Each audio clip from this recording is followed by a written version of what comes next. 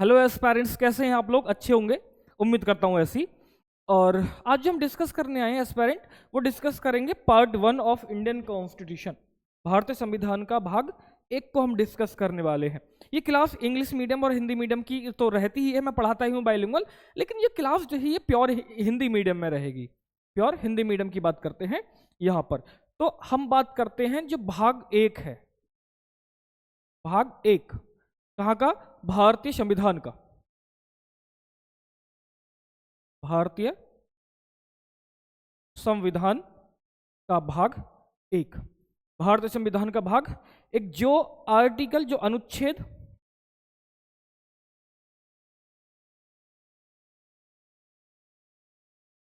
अनुच्छेद 1 से 4 तक है।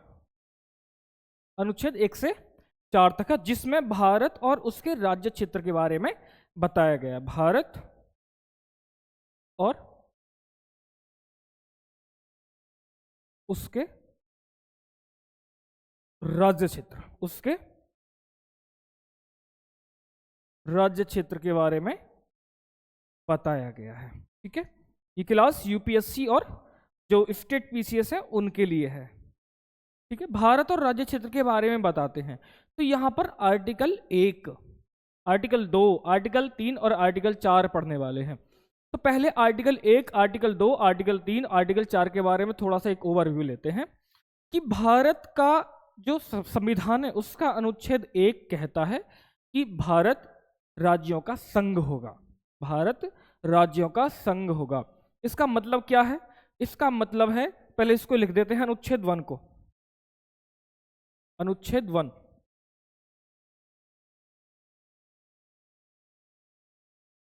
अनुच्छेद 1 एक क्या कहता है इसके बारे में बात करते हैं। अनुच्छेद 1 कहता है कि भारत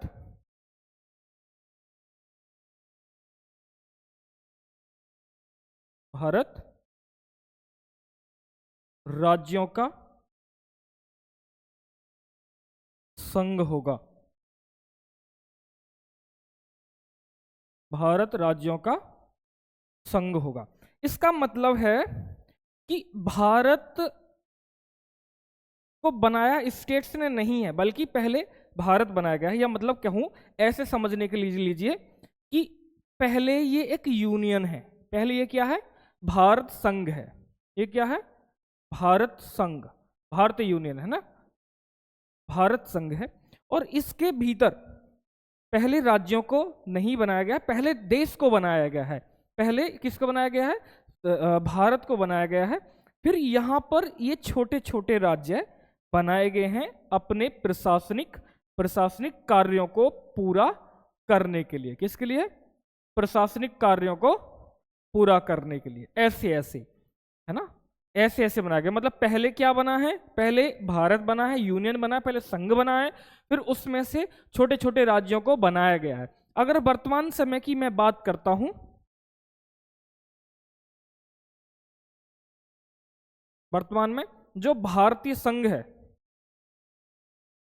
जो भारत संघ है, उसमें 28 राज्य हैं। ये आप जानते ही होंगे। कितने राज्य हैं एस्पिरेंट्स? 28 राज्य हैं और 8 केंद्र शासित प्रदेश हैं। केंद्र शासित प्रदेश हैं, मतलब यूनियन टेरिटरीज जो हमको बोलते हैं। 8 यूनियन टेरिटरीज हैं। ठीक है, तो अगर इसके मैं निष्कर्ष की बात करता हूं, तो चूंकि राज्यों से मिलकर भारत संघ का निर्माण नहीं हुआ है, इसलिए राज्यों को कोई अधिकार नहीं है कि उसको संघ से अलग हो सके। है ना, दोबारा से बताता हूं कि भारत राज्य का संघ होगा। इसका मतलब यह है कि राज्यों से मिलकर, राज्यों के आपसी सहयोग से मिलकर भारत संघ का निर्माण नहीं हुआ है। क्योंकि राज्यों ने मिलकर भारत को नहीं मिलाया है, नहीं बनाया है, इसलिए भारत से उनको अलग होने का भी कोई अधिकार नहीं है। मतलब विनाशी राज्यों का अविनाशी संघ कहते हैं। मतलब राज्यों को खत्म किया जा सकता है, कम बढ़ती किया जा सकता है, लेकिन भारत संघ को ऐसा नहीं किया जा सकता है। ये कहता है भारत का अनुच्छेद, तो भारत संविधान का अनुच्छेद 1 की बात करते हैं हम यहाँ पर। ठीक है, और बात करते हैं फिर इसके बाद अनुच्छेद 2 की। अनुच्छेद 2 की, या ऐसे लिख दें, यहां पर लिखता हूं, भारतीय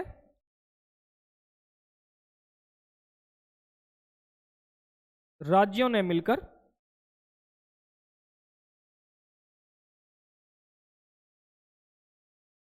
भारत संघ को नहीं बनाया है,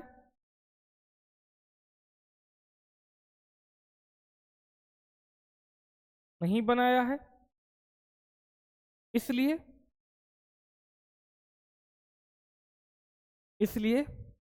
राज्य भारत से, मतलब भारत संघ से पृथक या अलग नहीं हो सकते हैं, अलग नहीं हो सकते हैं, अलग नहीं हो सकते हैं। मतलब यहां पर लिख देंगे विनाशी राज्यों का, विनाशी राज्यों का अविनाशी संघ, विनाशी राज्यों का अविनाशी संघ बोला जाता है। विनाशी राज्यों का अविनाशी संघ, यहां पर हम इसको कहते हैं। तो ये तो हमने यहां पर समझा इतनी चीजें, ठीक है, ये हमने क्या समझा यहां पर, इतनी चीजों को समझ लिया। अब बात करते हैं अनुच्छेद 2 की तरफ चलते हैं। अनुच्छेद 2 क्या कहता है?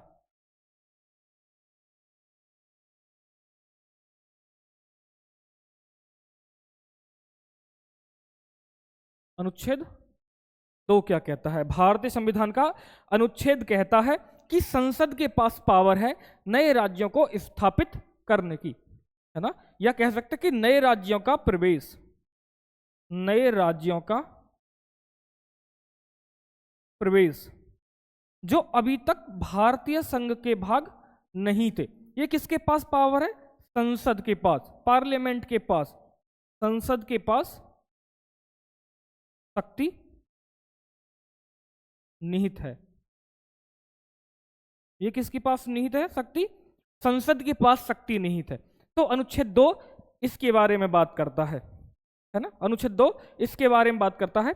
और इसके साथ एक 35वां संविधान संशोधन अधिनियम, 35वां संविधान संशोधन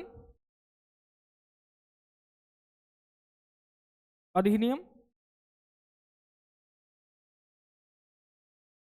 अधिनियम 1975, 1975, 1975 में, सॉरी 74 में, है ना, 1974 में, वो तो 36वां संविधान वहां पर आएगा। 1974 में सिक्किम को क्या किया जाता है? एक शहर राज्य का दर्जा दिया जाता है। सिक्किम को क्या किया जाता है? एसोसिएट स्टेट का स्टेटस दिया जाता है। सिक्किम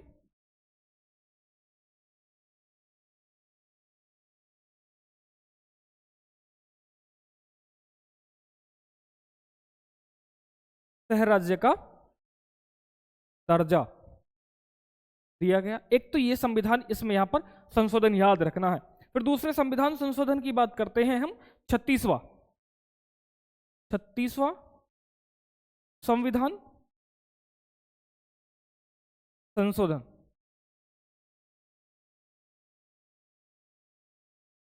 36वां संविधान संशोधन अधिनियम,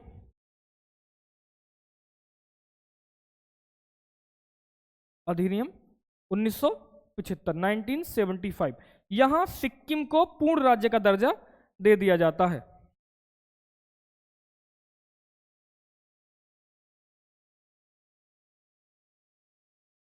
सिक्किम को पूर्ण राज्य का दर्जा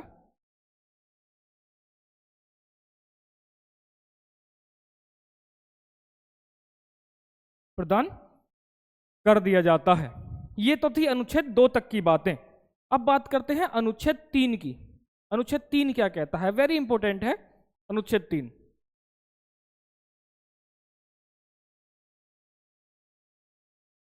अनुच्छेद 3, अनुच्छेद 3 कहता है कि संसद को यह शक्ति प्राप्त है कि अगर वह पहले से किसी उपस्थित राज्यों के उनके नाम परिवर्तन या उनकी बाउंड्री को परिवर्तन, जो उनकी सीमा क्षेत्र है उनको परिवर्तन कर सकता है, या तो उनके जो क्षेत्र है उसको बढ़ा सकता है या तो घटा सकता है। ये सब काम कौन कर सकता है? पार्लियामेंट कर सकती है, संसद कर सकती है। मतलब अनुच्छेद 3 ये पावर देता है संसद को। तो लिखना अनुच्छेद 3 संसद को यह शक्ति प्रदान करता है कि संसद को यह शक्ति प्रदान करता है कि वह किसी राज्य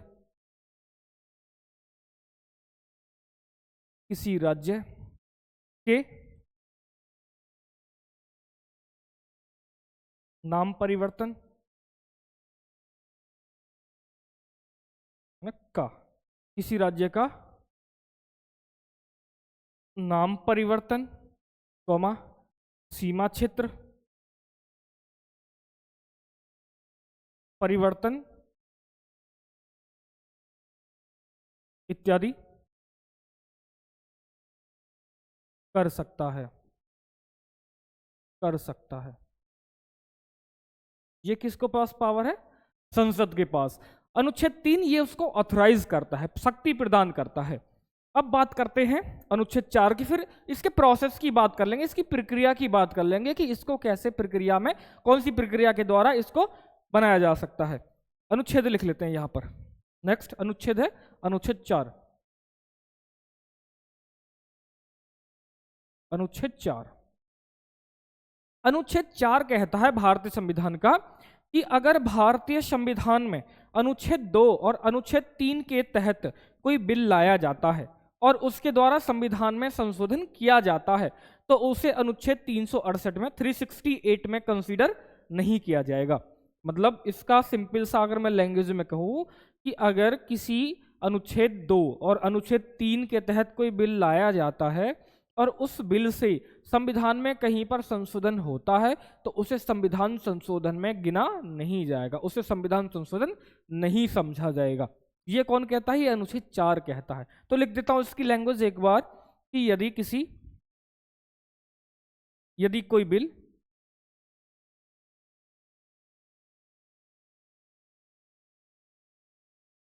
यदि कोई विधेयक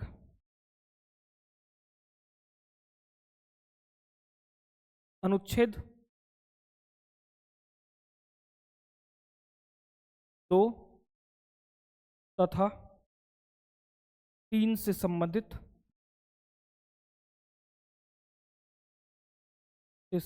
हो और उसके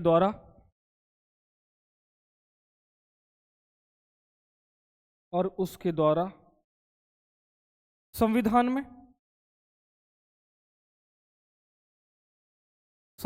में परिवर्तन या संशोधन किया जाता है तो वह अनुच्छेद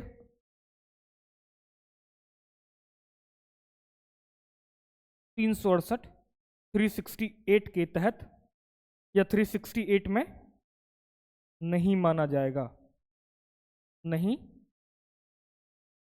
माना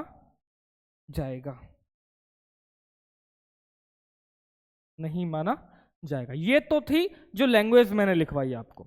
अब बात करते हैं उस प्रक्रिया की कि अगर किसी राज्य का नाम परिवर्तन करना है और या उसके क्षेत्र सीमा को परिवर्तन करना है तो वो कैसे करती है पार्लियामेंट। उसके बाद चलते हैं प्रक्रिया।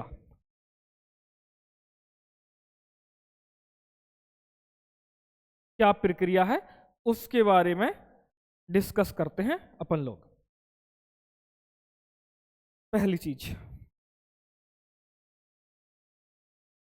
मान लीजिए ये उत्तर प्रदेश है,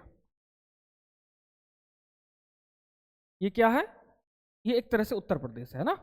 और मान लीजिए उत्तर प्रदेश के लिए सरकार कह रही है कि हम इसका नाम उत्तर प्रदेश से बदलकर इसका नाम करेंगे उत्तम प्रदेश। क्या बनेंगे? उत्तम प्रदेश। या दूसरी कंडीशन ले लें कि जो उत्तर प्रदेश है कि बहुत ज्यादा बड़ा है, बहुत ज्यादा बड़ा है, इसको हम 4 पार्ट में या 2 पार्ट में डिवाइड कर देते हैं, जिसको एक को कह देंगे हम पश्चिमी उत्तर प्रदेश,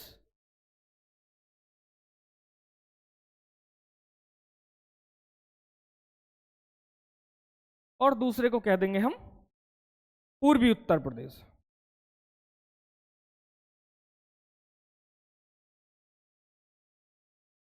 दोनों ही कंडीशन मैंने बता दी कि या तो नाम चेंज करना पड़े बच्चे, या तो फिर उसका बाउंड्री को चेंज करना पड़े। 2 या 2 से अधिक राज्यों को भी मिलाकर कह सके। मान लो जैसे बिहार और यूपी को ले लिया तो उसमें भी ये हमको समझा दूंगा, है ना। तो इसकी प्रक्रिया क्या होगी, इससे संबंधित जो बिल होगा वो एक स्टेट है या एक गृह मंत्रालय है, आपने सुना होगा मिनिस्ट्री ऑफ होम अफेयर्स, गृह मंत्रालय, गृह मंत्रालय।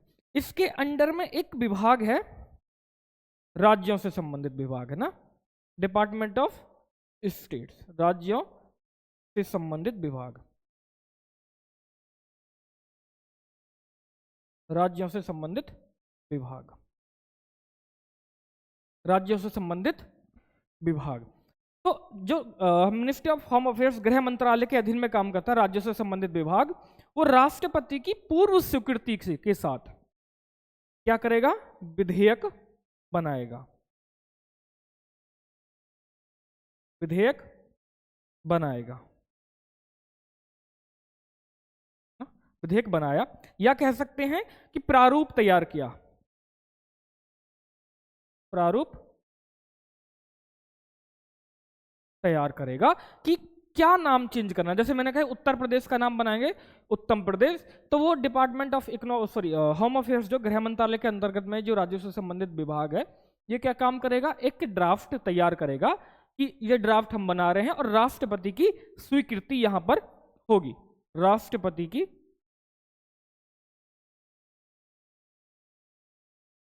स्वीकृति आवश्यक है, राष्ट्रपति की स्वीकृति आवश्यक है। राष्ट्रपति साहब जब स्वीकृत कर देंगे तो ये बिल कहां भेजा जाएगा, फिर ये बिल भेजा जाएगा उस संबंधित राज्य की विधायिका के पास, संबंधित राज्य की विधायिका के पास, स्टेट लेजिस्लेचर के पास,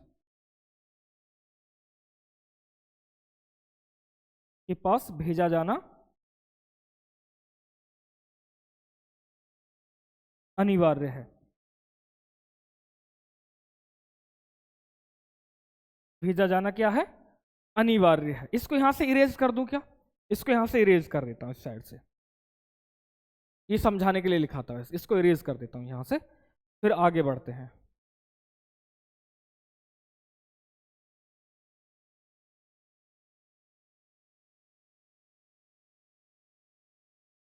जब ये एस्पायरेंट्स यहां से संबंधित राज्य का विधायिका के पास भेजा जाएगा और एक विशिष्ट समय दिया जाएगा, एक समय सीमा दी जाएगी ना, एक समय सीमा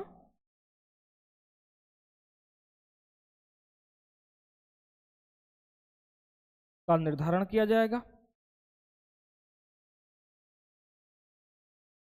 एक समय सीमा का क्या किया जाएगा, निर्धारण किया जाएगा, जो राष्ट्रपति साहब करेंगे कि भाई आपको 14 दिन के भीतर इस बिल को पास करना होगा या इस पर कोई एक्शन लेना होगा, अदरवाइज ये बिल ऑटोमेटिक पास हो जाएगा, स्वतः पास हो जाएगा। मतलब ये राज्य की विधायिका के पास भेजा, एक समय की सीमा के बाद, मान लीजिए 24 दिन दे दिया या 14 दिन दे दिया, और 14 दिन के भीतर भीतर उस राज्य की विधानसभा ने या विधायिका ने उस पर कोई भी निर्णय नहीं लिया तो बिल पास माना जाएगा, तो बिल पास माना जाएगा। फिर ये बिल कहाँ भेज दिया जाएगा? इसके बाद ये बिल भेज दिया जाएगा संसद में। संसद में विधेयक को भेजा जाएगा।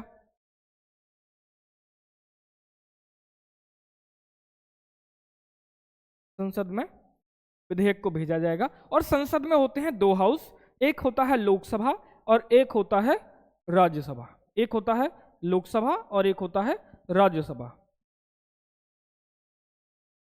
लोकसभा और दूसरा राज्यसभा। तो आप चाहें तो इसको पहले लोकसभा भेज सकते हैं और अगर आपको राज्यसभा भेजना है तो आप राज्यसभा भी भेज सकते हैं। मतलब यहाँ पर कोई बाउंडिंग नहीं है कि ये विधेयक कहाँ पर ही लाया जाएगा, सिर्फ लोकसभा में ही लाया जाएगा या तो राज्यसभा में लाया जाएगा, ऐसा कोई भी यहाँ पर बंदिश नहीं है। आपको जहाँ भेजना है, लोकसभा में भेजना है तो आप लोकसभा में भेज सकते हैं और अगर राज्यसभा में आपको भेजना है तो आप राज्यसभा में भी भेज सकते हैं। कोई इश्यू यहाँ पर, कोई विवाद यहाँ पर नहीं है। लेकिन आप जिस भी हाउस में भेजेंगे, जिस भी सदन में भेजेंगे, अगर आपने लोकसभा में भेजा है तो वहां साधारण बहुमत की आवश्यक है, वहां पर साधारण बहुमत की आवश्यक है।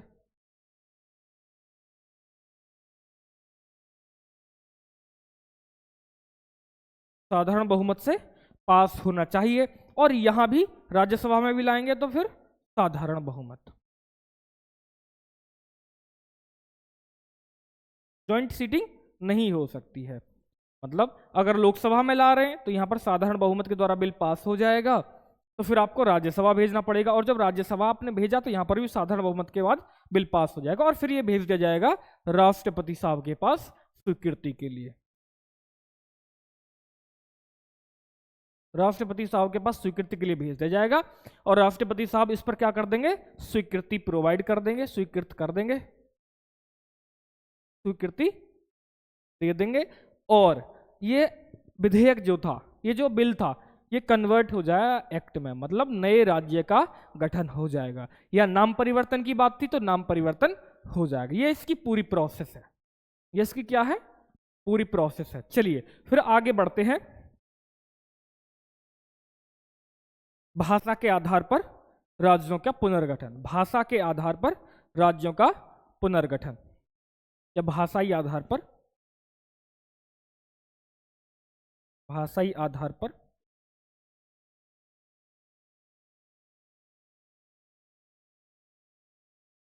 राज्यों का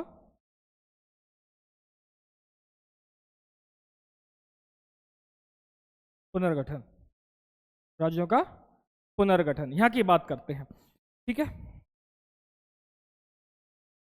तो पहली बार डॉक्टर राजेंद्र प्रसाद ने एक कमीशन बनाया जिसका नाम है धर आयोग। जिसका नाम क्या है? धर आयोग।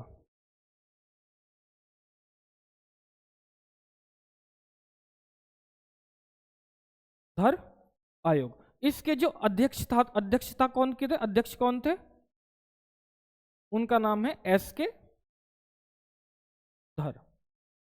एस के धर है और है ना, इन्होंने रिकमेंडेशन दिया, इनसे पूछा गया कि भाई भाषा के आधार पर राज्यों को बनाया जाए या नहीं, तो इन्होंने कहा कि सर जो इनकी अनुशंसाएं थी उनकी बात करते हैं, अनुशंसाओं की या जो सुझाव थे। अनुशंसा क्या थी? इन्होंने कहा कि भाषाई आधार पर या भाषा के आधार पर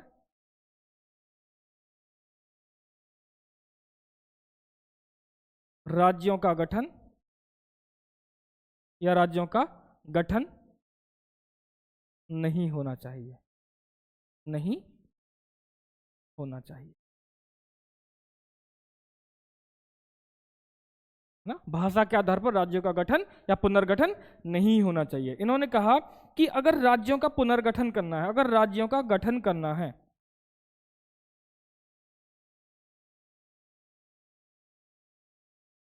गठन करना है तो वो करना है आपको किसके आधार पर? उनकी भौगोलिक स्थिति के आधार पर, भौगोलिक स्थिति के आधार पर इनके कर सकते हैं, या उनकी आर्थिक स्थिति, आर्थिक सामाजिक स्थिति के आधार पर भी कर सकते हैं या उनके विकास के आधार पर भी कर सकते हैं, लेकिन भाषा के आधार पर नहीं होना चाहिए, भाषा के आधार पर नहीं होना चाहिए। लेकिन फिर भी ये विवाद खत्म नहीं हो रहा था, तो इससे आगे एक कमेटी बनाई जाती है, जेवीपी कमेटी, जेवीपी समिति। ये बनाई जाती है 1948 में, दिसंबर 1948 में। जो पहले था धर आयोग, वो भी 1948 में ही बनाया गया था। कब बनाया जाता है? 1948 में। और इसने कहा, इसमें जो पहले सदस्य थे उनकी बात कर लेते, जो लोग थे। जे का मतलब है जवाहरलाल नेहरू,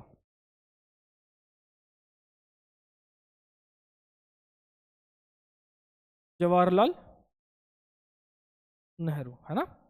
और वी का मतलब वल्लभ भाई पटेल, सरदार पटेल, है ना। और पी का मतलब है पट्टाभी सीतारमैया, पट्टाभी सीतारमैया। यहां पर ये तीन लोग थे, एक कौन कौन? जवाहरलाल नेहरू, वल्लभ भाई पटेल और पट्टाभी सीतारमैया। ठीक है। इन्होंने भी अपना सुझाव दिया कि सर, जो भाषा के आधार पर गठन की बात चल रही है, भाषा के आधार पर गठन नहीं होना चाहिए। इनका सुझाव क्या था? भाषा के आधार पर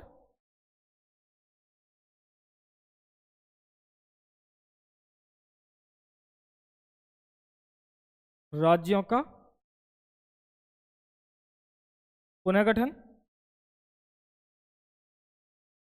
नहीं होना चाहिए, नहीं होना चाहिए। मतलब लगभग लगभग वही बात इन्होंने की थी जो धर आयोग ने उनसे कही थी, जो धर आयोग ने कही थी। लेकिन भाषा के आधार पर लगातार अलग राज्यों की मांग उठ रही थी। और एक व्यक्ति हैं, ये यहां पर क्लोज कर देते हैं ना, एक व्यक्ति हैं पोट्टी श्रीरामुलु। क्या नाम है उनका? पोट्टी श्रीरामुलु।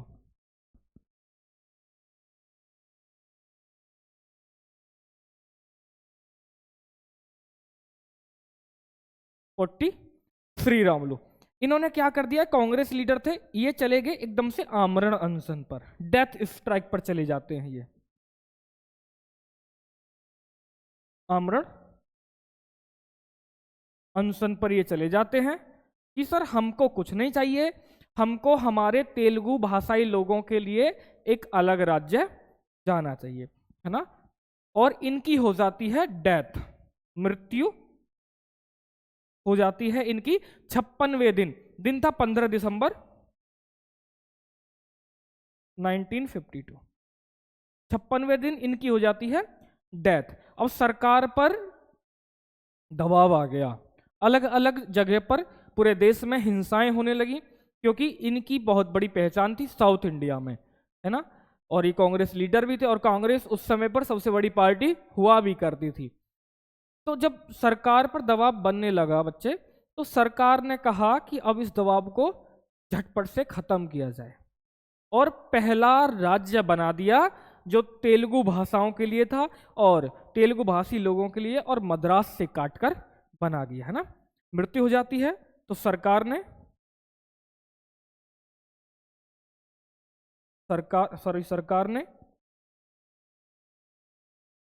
मद्रास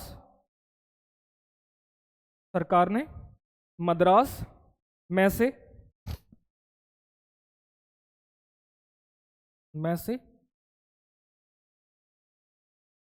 तेलुगु भाषी लोगों के लिए या तेलुगु भाषाई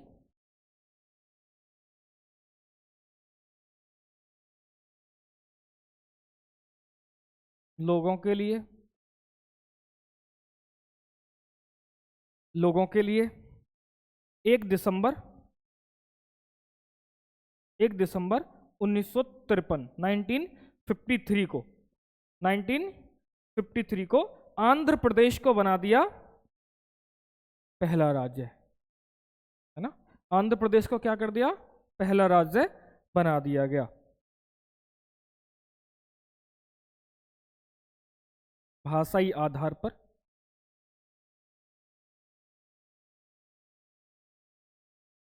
आंध्र को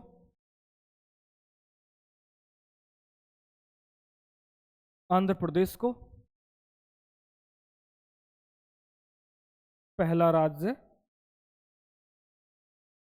बनाया गया, पहला राज्य बनाया गया।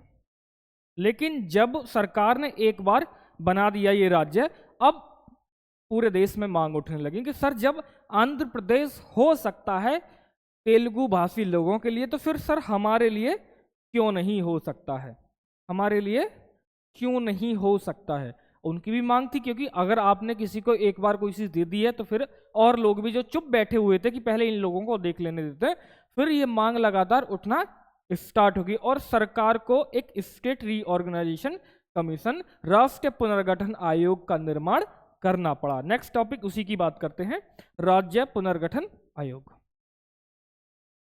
राज्य पुनर्गठन आयोग, आयोग है ना, राज्य पुनर्गठन आयोग बनाया गया, जिसको क्या बोलते हैं, फजल अली आयोग भी कहते हैं, फजल अली आयोग भी कहते हैं।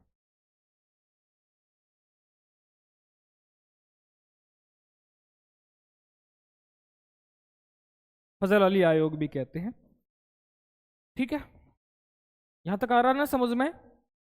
तो ये फजल अली आयोग है, फजल अली आयोग इसको इसलिए कहते हैं क्योंकि इसके अध्यक्ष जो थे वो जस्टिस फजल अली थे, न्यायमूर्ति फजल अली साहब ने इसकी अध्यक्षता की थी। और इसमें अदर मेंबर्स भी थे, 2 लोग, उनका नाम है मेंबर्स, अन्य सदस्य, सदस्य लिख सकता हूं, है ना।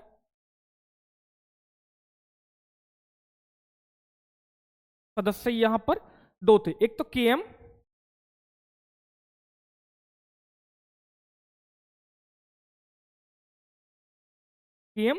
पणिकर, एक तो केएम पणिकर थे और दूसरे जो सदस्य थे वो थे हृदयनाथ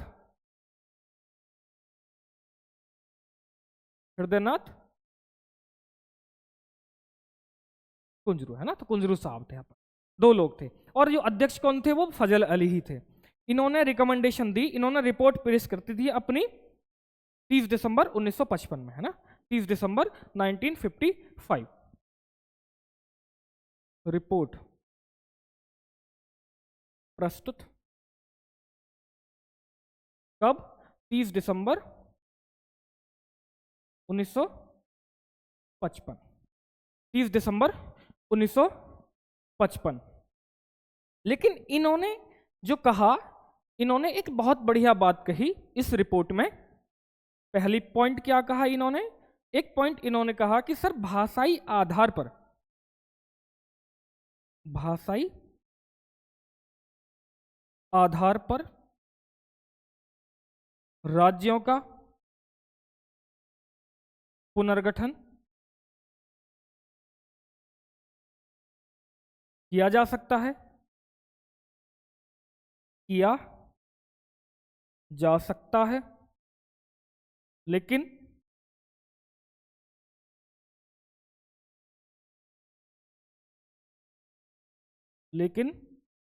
एक भाषा और एक राज्य, लेकिन एक भाषा एक राज्य, एक भाषा एक राज्य, इसको इन्वर्टेड कॉमा में कर देता हूं, एक भाषा एक राज्य के आधार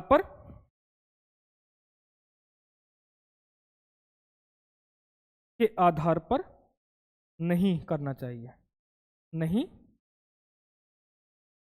करना चाहिए।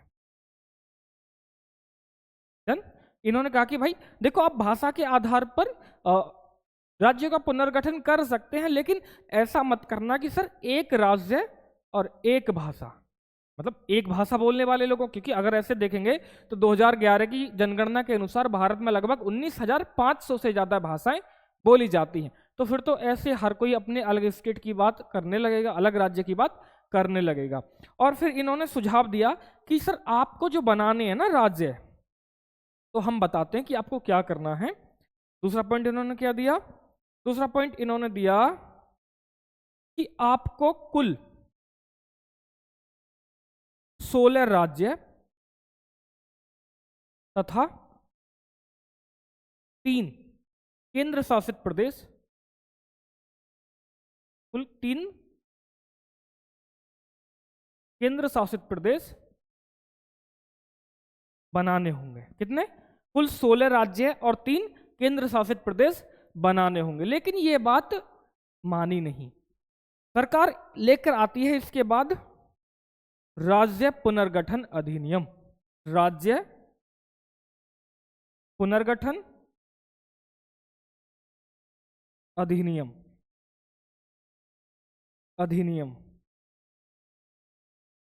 1956 और इस अधिनियम में कहा कि हम टोटल 14 राज्य बनाएंगे। टोटल कितने राज्य बनाएंगे एस्पायरेंट? कुल 14 राज्य, कुल 14 राज्य और 3 केंद्र, सॉरी 6 केंद्र शासित प्रदेश, 6 केंद्र शासित प्रदेश बनाने की बात यहां पर की गई। और इस सरकार ने किया भी। जो ये 16 राज्य थे, जो इसमें 16 राज्य थे, सरकार ने 16 राज्य नहीं माने, सिर्फ 14 राज्यों को ही माना। तो इसमें से एक था विदर्भ। एक कौन था? विदर्भ। और दूसरा कौन था? हैदराबाद। दूसरा कौन था? हैदराबाद। इन दोनों को सरकार ने स्वीकार नहीं किया था। इन दोनों को स्वीकार नहीं किया था कि सर हम विदर्भ भी नहीं बना रहे हैं और हैदराबाद भी नहीं बना रहे हैं। तो टोटल कितने बनाएंगे? 14 राज्य बना रहे हैं और 6 केंद्र शासित प्रदेश बना रहे हैं। चलो उनके नाम देखते हैं। 14 राज्य कौन कौन से हैं? 14 राज्य कौन कौन से हैं उनकी बात करते हैं।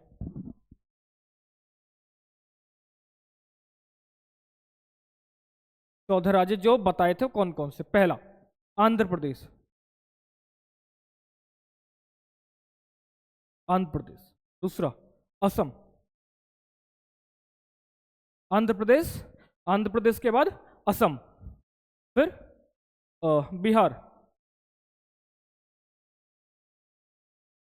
Bihar. Next Bombay,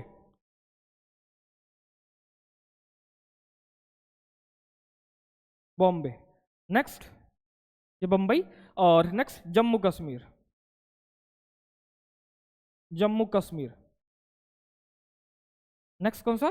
Jammu Kashmir. Next Kerala. Next Madhya Pradesh, Kerala, Kerala के बाद मध्य प्रदेश, फिर मद्रास, मैसूर,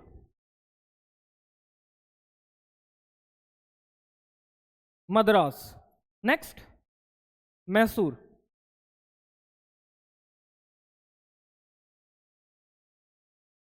मद्रास, मैसूर। 10वां, नेक्स्ट 10वां राज्य उड़ीसा, पंजाब, उड़ीसा।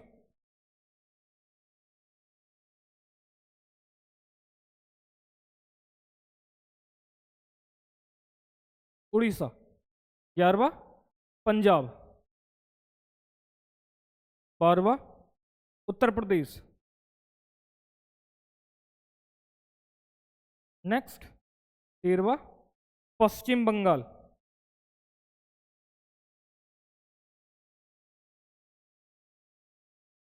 नेक्स्ट पश्चिम बंगाल।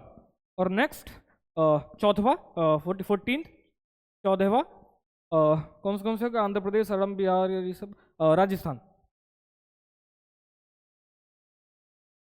ये थे टोटल 14 राज्य जो सरकार ने उस समय पर बनाए थे। उसके बाद जितने भी राज्य आपने देख रहे हैं उनकी बाद में गठन किया गया है। अब बात करते हैं जो केंद्र शासित प्रदेश थे 6, जो मैंने बताया 6 केंद्र शासित प्रदेश उस समय जो बनाए थे, 6 यूनियन टेरिटरीज, उनके बारे में बात करते। पहला अंडमान एंड निकोबार, अंडमान एंड निकोबार द्वीप समूह,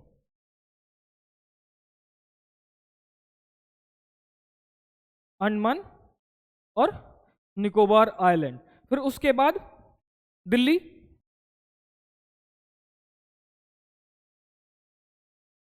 फिर उसके बाद नेक्स्ट हिमाचल प्रदेश, हिमाचल प्रदेश। नेक्स्ट चौथे नंबर पे लक्काद्वीप,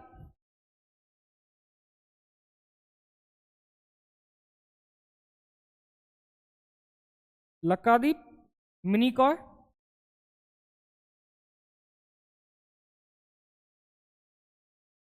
और अमनदीवी और अमनदीवी। ये चौथा। और पांचवा त्रिपुरा, पांचवा त्रिपुरा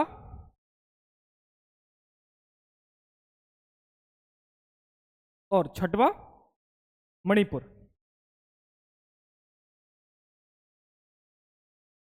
छठवा मणिपुर। ये तो थे उस समय के 6 यूनियन टेरिटरीज।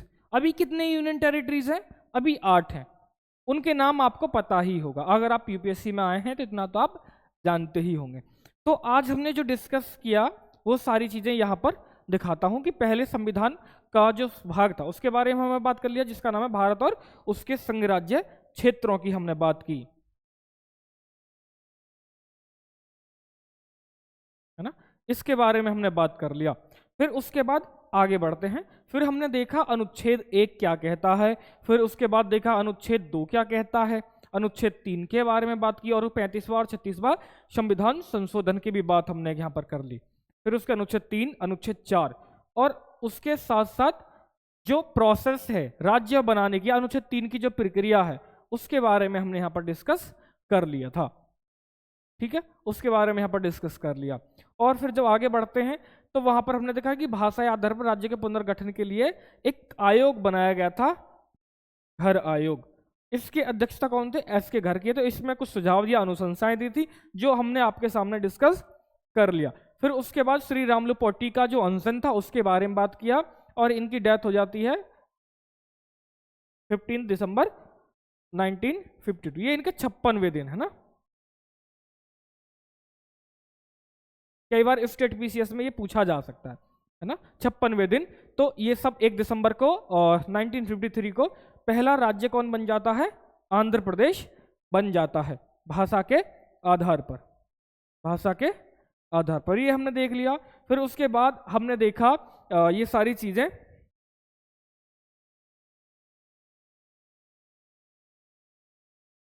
ना। जो राज्य पुनर्गठन आयोग था जिसको हम फजल अली आयोग भी कहते हैं, उसके बारे में हमने देखा था। फिर उसके बाद चलते हैं। फिर उसके बाद ये पूरा कमीशन वगैरह हमने देख लिया कब लाएगा। 56 में 4 राज्य, और इन्होंने कहा कि 16 राज्यों की बात की थी इन्होंने। कितना कब की? 16 राज्यों की बात की थी, लेकिन सरकार ने 14 माने थे। कौन कौन से नहीं माने वो भी मैंने आपको बता दिया। विदर्भ और हैदराबाद यहाँ पर नहीं मानते हैं। को टोटल 14 राज्य और 6 केंद्र शासित प्रदेशों की बात की गई। और कौन कौन से 14 राज्य हैं उनका मैंने नाम आपको सामने मेंशन कर दिया। आंध्र प्रदेश, असम, बिहार, बॉम्बे, जम्मू कश्मीर, केरल, मध्य प्रदेश, मद्रास, मैसूर, उड़ीसा, पंजाब, उत्तर प्रदेश और पश्चिम बंगाल। और जो चौथा राजस्थान था तो उसका नाम है राजस्थान। और 6 यूनियन टेरिटरीज की भी बात यहां पर की गई। अंडमान निकोबार आइलैंड की बात यहां पर की गई, और किसकी बात की गई? दिल्ली की बात की गई, हिमाचल प्रदेश की बात की गई, लक्षद्वीप की बात की गई, और त्रिपुरा की बात की गई, और उसके साथ साथ मणिपुर की बात यहां पर की गई है। आज की क्लास के लिए उतना ही रहने देते हैं। उम्मीद करता हूं आपके समझ में आ गया होगा। मिलते हैं नेक्स्ट क्लास में। जय हिंद।